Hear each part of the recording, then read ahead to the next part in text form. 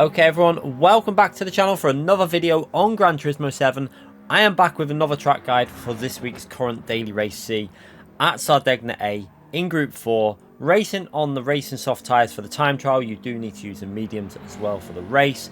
But this guide should be very beneficial, not only to get yourself up in that leaderboard, but also for the race pace, because there is some gearing things with this car that will help you out on race pace as well. But unfortunately, yeah, it's another race with the Subaru Group 4 4-wheel drive car. It's a shame. I was really looking forward to possibly using some other cars, but yet again, we need a BOP update. Hopefully that will come soon. And yeah, for now, we're going to go through some basic tips with this car and try and make you as fast as possible at this combination. So if you do enjoy this video, if it helps you out, smash that like button. It is a huge help to me if you take a few seconds to hit that like button on these videos, and we'll get on with this and try and make you as fast as we can. So starting your lap, obviously flat out through the final corner. You do not need to lift there, and working your way down the straight. Now, first thing to do on this part is do not shift up to 6th gear. Stay in 5th gear all the way up into turn 1.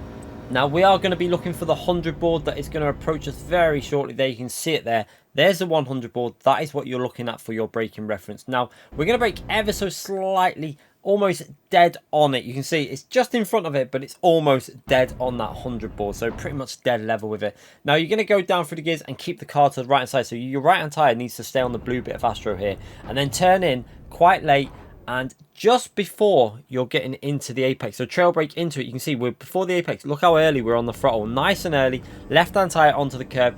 Possibly got a bit unsettled there and lost a bit of time, but you can see how early you have to stamp on that throttle, get into that 3rd gear and power your way out. So little shift down to 2nd, straight back up to 3rd. Very good trick with this car. Now, next corner, using the 50 board as a reference, we're going to brake past that 50 board though. So in between that 50 board and where the grass ends, pretty much is where you're going to brake. And we're going to see braking inputs going in here. We're going to brake in 4th gear for a bit.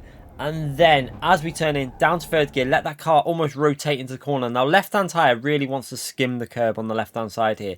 Be careful you don't hit too much curb, because you can actually roll your car there. Now, into this corner now, you can see braking inputs going in with a bit of throttle as well. We briefly get on the throttle just to try and stabilise the car.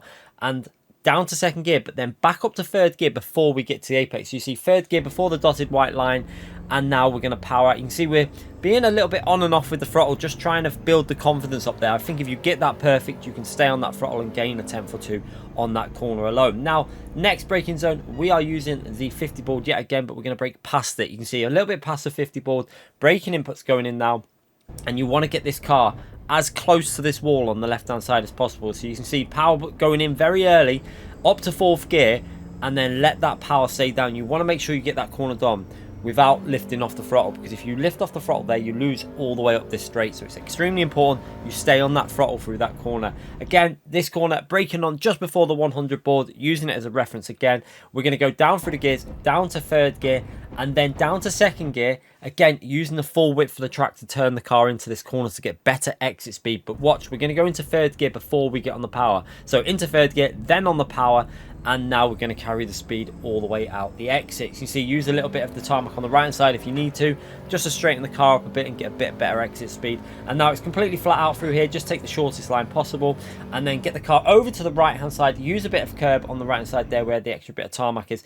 Now, I use the end of the curve as a reference for where we're going to brake. We're going to brake just short of that, so you can see onto the brakes just before the end of the curb. And now this corner is a tricky one. Down to 4th gear to get a bit of rotation and get the car almost sliding a little bit. Then back up to 5th gear for stability and use as much of the track as you can. I used a little bit more than I should have done there, possibly lose a 10th of a second or half a 10th of a second. And now we're going into the next braking zone, which we're going to use that 100 board. Again, you're braking almost dead on that or just past it. You can see just past that 100 board. We're getting onto the brakes.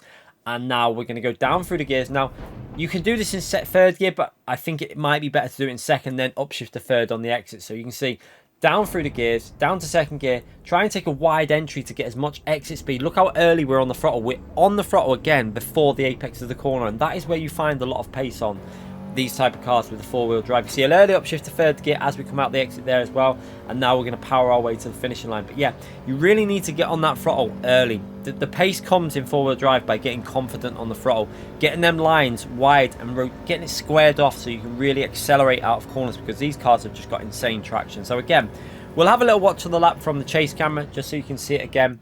at full speed without slowing it down. And again, into turn 1, you're going to see staying in 5th gear here. It's really important to do that, because if you go into 6th gear, you lose about a miles per hour. So try and stay in 5th gear. Now, using that full width for the track, you can really see how we use that little bit of blue tarmac on the right hand side to widen the line in. Could have possibly turned in a fraction later, got a little bit too aggressive on the curb, like I say, lost a tenth or so there.